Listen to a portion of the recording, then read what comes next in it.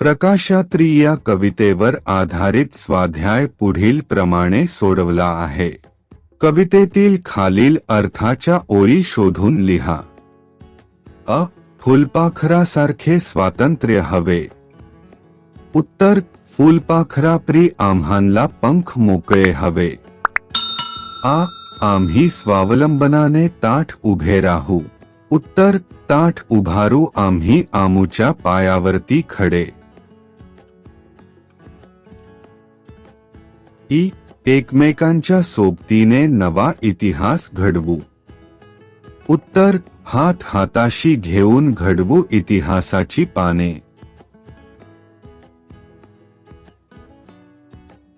कवितेतील खालील ओळींचा अर्थ लिहा. अ. बालक आम्ही प्रकाशात्री गगन चितारू नवे. अर्थ. आम्ही लहान मुले ज्ञानाचा आणि प्रकाशाचा प्रवास करणारे यात्री आहोत. आम्ही या जगात आमचे कर्तृत्व दाखवून एक नवीन आणि उज्ज्वल भविष्य आकाश निर्माण करू. आ. कया कयांचे गेंद होऊनी हसता हसता झुलू.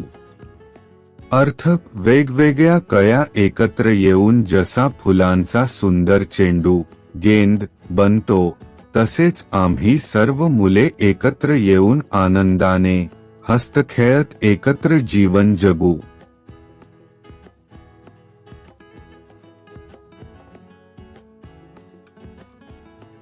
ई. अंधारातून नेऊ अवघी वाट प्रकाशाकडे. अर्थ. समाजातील अज्ञान, गरिबी आणि अन्यायाचा अंधार दूर करून आम्ही सर्वांना ज्ञान आणि प्रगतीच्या प्रकाशमान वाटेवर घेऊन जाऊ.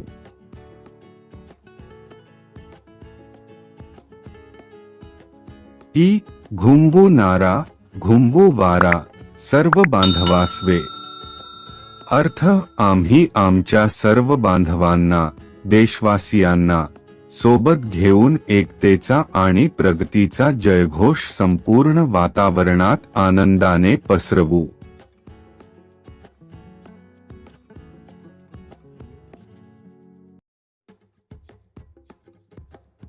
कवितेच्या आधारे खालील कृती करा. अ. कवीचे नाव आबा गोविंद महाजन. आ. कवितेचे नाव प्रकाशात्री. ई. कवितेचा विषय लहान मुलांची भविष्यातील ध्येये, देशाची प्रगती, एकता आणि स्वावलंबन. ई. कवितेतील शब्दांचे अर्थ. 1. स्वर आवाज गाण्याचे बोल. 2. धरा पृथ्वी जमीन. 3. बांधव भाऊ मित्र देशवासीय. 4. तेजोमय प्रकाशमान तेजस्वी. उ. कवितेतून मिळणारा संदेश. उत्तर. सर्व भेदभाव विसरून एकत्र यावे, स्वावलंबी बनावे आणि आपल्या कर्तृत्वाने देशाचे भविष्य उज्ज्वल व प्रकाशमान करावे, हा संदेश या कवितेतून मिळतो. कवितेतील यमक जुळणारे शब्द लिहा. नवे हवे. झुलू फुलू. प्रकाशाकडे खडे. पाने गाणे. नवीन व्हिडिओ पाहण्यासाठी आमच्या चॅनलला नक्की सबस्क्राईब करा.